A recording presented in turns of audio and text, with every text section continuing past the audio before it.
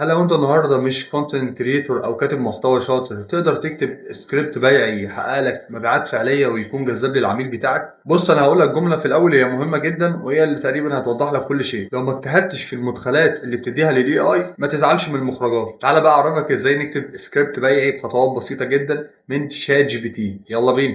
وادي يا سيدي شات جي بي تي، ركز معايا في الخطوات دي كويس عشان هو ده الاستراكشر الصح. اول حاجه عرفته انا مين وعايزه يتعامل كايه. تاني حاجه عرفته هو مطلوب منه ايه بالظبط. صدقني كل ما بقيت دقيق مع الاي اي هو هيديك احسن مخرجات باذن الله. قلت له طبعا اني عايز اكتب سكريبت بيعي ولكن بالتسلسل التالي. اول حاجه اظهار مشكله العميل، تاني حاجه مدى تاثير المشكله على حياه العميل، تالت حاجة هو عرض مشكلة العميل اللي طبعا بتتمثل في منتجي، آخر حاجة سي تي اي أو كول تو أكشن، إنه يحث العميل على الشراء يعني وكده. وعرفته إيه اللهجة اللي عايزه يكتب بيها السكريبت، وكمان اديته مواصفات المنتج زي ما ظاهر كده. ده طبعا منتج أنا جبته من على أمازون، فدي كلها مواصفات المنتج.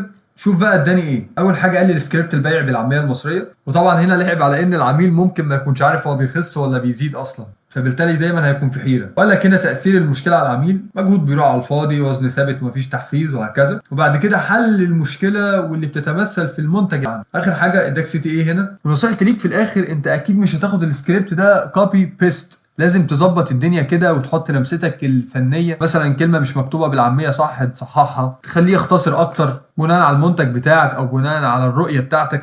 بس كده انا احمد حمدي، وكنت عايز اقول لك ان نقطه البدايه هي دماغ عميلك.